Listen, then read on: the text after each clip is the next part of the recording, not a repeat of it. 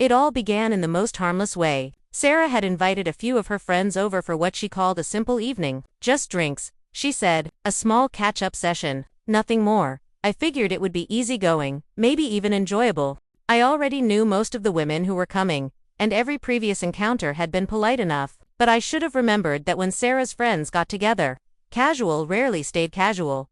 The moment they walked through the door, the atmosphere shifted, 5 of them lively, confident, all smiles that felt warm on the surface but carried a sharpness underneath. I greeted each with a handshake, keeping things light, but as soon as Sarah left the room to grab the drinks, the interrogation began. Not friendly curiosity, but a rapid-fire series of probing questions. "So, you're the guy she keeps telling us about." One woman tilted her head as she looked me over, evaluating me as though I were part of a performance she'd been forced to judge. I nodded calmly. "Yeah, that's me." Apparently, that wasn't enough for them. The next 2 hours blurred into constant subtle criticisms and thinly veiled jabs. One questioned my job. Another snickered at my hobby of restoring old cars. Someone else brought up how different my life seemed from the people they thought I should be around. Everything sounded polite, but the message was unmistakable. I wasn't up to their standards. Sarah didn't catch the tension at first. She sipped her wine and laughed at inside jokes I didn't understand, but I noticed every moment. The comparisons, the way they dissected my words, my clothes. Even how I laughed, it felt like being examined under a microscope. Still, I stayed composed. Not out of fear, but because I chose to. I didn't argue, didn't snap, didn't attempt to prove myself. I listened, and the more they talked, the clearer their intentions became. That was when I realized something important. Their energy belonged to them. Mine belonged to me. If they wanted to judge me, let them. They'd have to do it against someone who refused to be pulled into their game. By the end of the evening, they looked worn out, clearly searching for a reaction I never gave. I kept smiling, responding thoughtfully when spoken to, letting their remarks land with no effect. My calmness made their efforts seem childish, almost petty. After nearly 2 hours, the frustration in the room was unmistakable. They had attacked everything they could, my career, my hobbies, my clothes, even my sense of humor. Each comment was delivered like a verdict from an imaginary jury, yet I sat there, steady and unbowed. My demeanor became a silent pushback they never expected. One of them, Claire, leaned closer and dropped her voice as if delivering an insult she thought would finally stick. "You know, for someone who works with his hands, you're a bit rough around the edges." I smiled politely. I like using my hands. It keeps me grounded. No explanations, no defensiveness, just certainty. Her insult lost all its force. Then Megan chimed in. "Sarah has such an eye for style. Do you even notice?" She gestured at my simple jeans and t-shirt, expecting me to shrink back. I met her gaze. "I notice, and I dress how I'm comfortable. It suits me." Her critique fizzled. Another woman tried. "It's cute how you help Sarah with house projects, but maybe you should let her take the lead." Another subtle jab. Another attempt to expose some imagined imbalance. I smiled. Sarah comes up with great ideas. I like helping. Simple, clear, confident. That was when it clicked for me.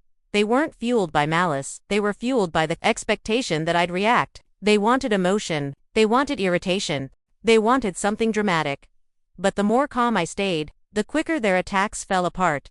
Gradually, their boldness turned into uncertainty. Like kids, realizing their tricks weren't working anymore. Even Sarah finally sensed the tension she'd unknowingly invited into the house. A flicker of surprise, maybe even admiration, crossed her face. Not because I won, but because I refused to compete. When the evening ended, I remained seated, finishing my drink as silence settled over the room. No yelling, no arguments, just quiet strength. They had spent 2 hours trying to pick me apart, but in the end, their efforts collapsed under the weight of my composure. Watching them leave slightly rattled, I understood something valuable. Calmness, confidence, and clear self-assurance speak louder than any defensive speech ever could. After the door closed, the house felt unusually still. Sarah approached, brushing her hand against mine, testing the waters. I looked up and gave a small, knowing smile. "Well," I said softly, "that was something." She let out a nervous laugh, finally recognizing that my calm wasn't an act. "You handled them really well," she admitted. "I didn't expect you to just sit there like that." I shrugged gently. I don't respond to criticism the way most people do. It doesn't accomplish much. Her eyes lingered, amused. surprised, and maybe even proud. They were intense, she whispered. I didn't think anyone could stay that composed. I tilted my head, meeting her gaze. Staying calm isn't about staying quiet. It's about seeing the intent, understanding the game, and choosing your response. Everything else is just noise. The message landed. I could tell. Her friends had come in ready to judge me, but they left with their assumptions shattered. They weren't prepared for patience, or clarity, or quiet self-assurance. By the time they walked out, their criticisms had lost all meaning. Sarah's laughter returned lighter, warmer. You left them speechless, she said playfully, and I think they'll be a lot more careful next time. I squeezed her hand. It's not about changing their opinion. It's about knowing myself and not letting anyone else define me. She nodded, letting the idea sink in. Later that night, when everything settled, I thought back on the entire evening, the comments, the tone, the subtle attempts to throw me off, and I realized something deeper. Life will always bring people who try to judge us, challenge us, or question our worth. Real strength comes not from fighting back, but from maintaining composure, reading the moment clearly, and choosing calm, confident responses. By the time we went to bed, the tension had shifted into a quiet personal victory, one earned without yelling or confrontation. And I understood then that calmness isn't a trick, it's a way of living. It reflects self-respect, awareness, and true confidence. That night, I didn't just endure their criticisms. I turned them into a quiet, unmistakable reminder of who I am, and that impression would last far longer than any of their fleeting judgments.